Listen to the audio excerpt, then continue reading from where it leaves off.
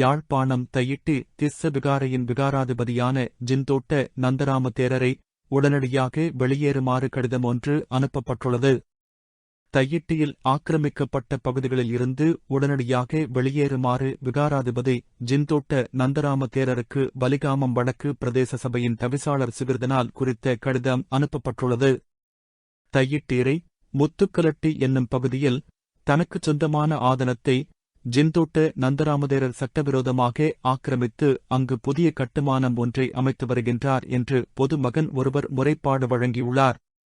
இதையடுத்தே குறித்த பகுதிக்கு ஜின்தோட்ட நந்தராம தேரர் உரித்தாளர் என்றால் அதற்குரிய ஆவணங்களை ஒப்படைக்குமாறும் இல்லையேல் ஆக்கிரமிக்கப்பட்ட பகுதியில் இருந்து உடனடியாக வெளியேறுமாறும் வலிகாமம் வடக்கு பிரதேச சபையின் தவிசாளர் சுகிர்தன் கடிதத்தில் சுட்டிக்காட்டியுள்ளார்.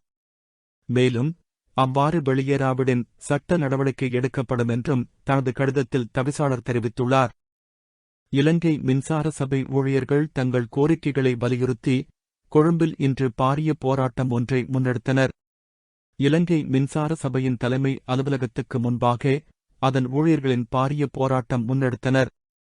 இதன்போது உத்தேச மின்சார சபை திருத்தச் சட்டத்தை கைவிடுமாறும் மின்சார சபையின் தொழிற்சங்க பிரமுகர்கள் வலியுறுத்தியுள்ளனர்.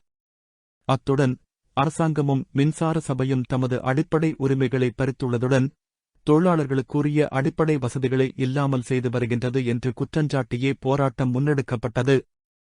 இதற்கிடையே மின்சார சபை ஊழியர்களின் போராட்டம் காரணமாக பேஸ்லைன் வீதியில் கடும் போக்குவரத்து நெரிசல் ஏற்பட்டது.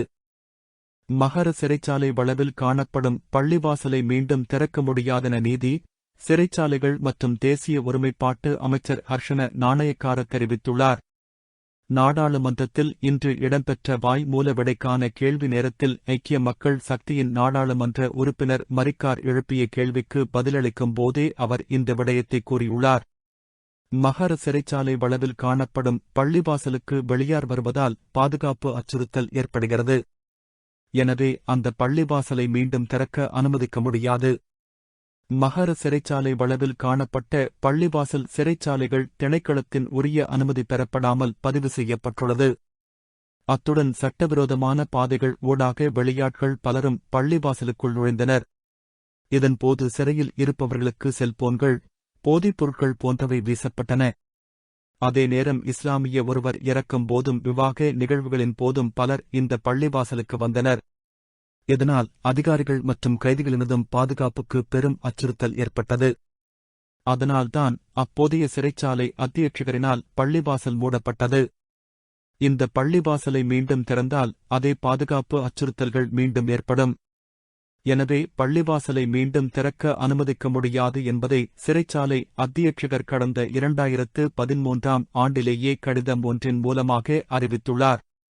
அத்துடன் குறித்த பள்ளிவாசலில் பயன்படுத்தப்படும் மின்சாரம், குடிநீர் போன்றவற்றுக்கான கட்டணம் சிறைச்சாலைகள் திணைக்களத்தின் ஊடாகவே செலுத்தப்பட்டது. அதன் காரணமாக எந்தவொரு காரணத்திற்காகவும் குறித்த பள்ளிவாசலை மீண்டும் திறக்க அனுமதிக்க முடியாது. அதேவேளை சிறைச்சாலைக்கு சொந்தமான 5 பேர்ச்சஸ் காணி அங்குள்ளது. தேவையானால் பாதுகாப்புக்கு அச்சுறுத்தல் ஏற்படாதவாறு அந்த காணியை வழங்க நடவடிக்கை எடுப்போம். ஆனால் மகர சிறைச்சாலை வளவினுள் காணப்படும் பள்ளிவாசலை மீண்டும் திறக்க அனுமதிக்கப்படாது என்றும் நீதி, சிறைச்சாலைகள் மற்றும் தேசிய ஒருமைப்பாட்டு அமைச்சர் ஹர்ஷன நாணயக்கார தெரிவித்துள்ளார். எனினும் குறித்த 5 பேர்ச்சஸ் காணி பள்ளி ஒன்றை நிர்மாணிக்க இடவசதி பற்றாக்குறையாக இருப்பதாக சுட்டிக்காட்டிய நாடாளுமன்ற உறுப்பினர் மரிக்கார் கூடுதலான இடப்பரப்பொன்றை வழங்குமாறும் அதற்கான கட்டணத்தை செலுத்தி பள்ளிவாசலை நிர்மாணித்துக் கொள்ள முஸ்லிம் தனவந்தர்கள் தயாராக இருப்பதாகவும் வலியுறுத்தியுள்ளார். எனினும் குறித்த வேண்டுகோள் தொடர்பில் தற்போதைக்கு தன்னால் பதிலளிக்க முடியாமல் இருப்பதாக அமைச்சர் ஹர்ஷன நாணயக்கார குறிப்பிட்டுள்ளார். நாட்டின் முன்னாள் ஜனாதிபதிகளுக்கான சிறப்புரிமைகள் மற்றும் சலுகைகளை ரத்து செய்வதற்கான புதிய சட்ட மூலத்தை தயாரிப்பதற்கான யோசனைக்கு அமைச்சரவை அங்கீகாரம் வழங்கியுள்ளது. அனைத்து ஜனாதிபதிகளுக்கும் பொதுவாகவே இந்த தீர்மானம் எடுக்கப்பட்டுள்ளது. எவருக்கும் சிறப்புரிமை வழங்கப்படவில்லை என அமைச்சரவை பேச்சாளர் அமைச்சர் நலிந்த ஜெயதிச தெரிவித்தார். அரசாங்க தகவல் திணைக்களத்தில் இன்று செவ்வாய்க்கிழமை இடம்பெற்ற அமைச்சரவை தீர்மானங்களை அறிவிக்கும் ஊடகவியலாளர் மாநாட்டிலேயே அவர் இதனைத் தெரிவித்தார். அவர் மேலும் குறிப்பிடுகையில், முன்னாள் ஜனாதிபதிகளுக்கு சட்ட ரீதியாக வழங்கப்பட்டுள்ள அனைத்து சிறப்புரிமைகளும் இதன் மூலம் இரத்து செய்யப்படும். இந்த சட்டமூலம் வர்த்தமானி அறிவித்தலில் வெளியிடப்பட்டு பாராளுமன்றத்தில் சமர்ப்பிக்கப்படும். பாராளுமன்றத்தில் அனுமதி கிடைத்த பின்னரே சட்டத்தை நடைமுறைப்படுத்தக்கூடிய கால அவகாசம் தொடர்பில் குறிப்பிட முடியும். மிகக் குறுகிய காலத்துக்குள் அதற்குரிய நடவடிக்கை எடுக்கப்படும். இங்கு எந்தவொரு நபருக்கும் சிறப்புரிமை வழங்கப்பட மாட்டாது. முன்னாள் ஜனாதிபதிகள் அனைவரும் ஒரே மட்டத்திலேயே நடத்தப்படுவர். தற்போது வாழ்ந்து கொண்டிருக்கும் அனைத்து ஜனாதிபதிகளுக்கும் பொதுவாகவே இந்த தீர்மானம் எடுக்கப்பட்டுள்ளது. பாதுகாப்பு எனும்போது முன்னாள் ஜனாதிபதிகள் மாத்திரமின்றி நாட்டு பிரஜைகளும் கவனத்தில் கொள்ளப்படுவர். அனைவரது பாதுகாப்பையும் கருத்திற்கொண்டு உரிய நடவடிக்கைகள் முன்னெடுக்கப்படும். 1986 ஆண்டின் 4ஆம் இலக்க ஜனாதிபதியின் உரித்துக்கள் நீக்கல் சட்டமூலத்தை நாடாளுமன்றத்தின் அங்கீகாரத்திற்காக சமர்ப்பிப்பதற்கு அமைச்சரவை அங்கீகாரம் வழங்கியுள்ளது.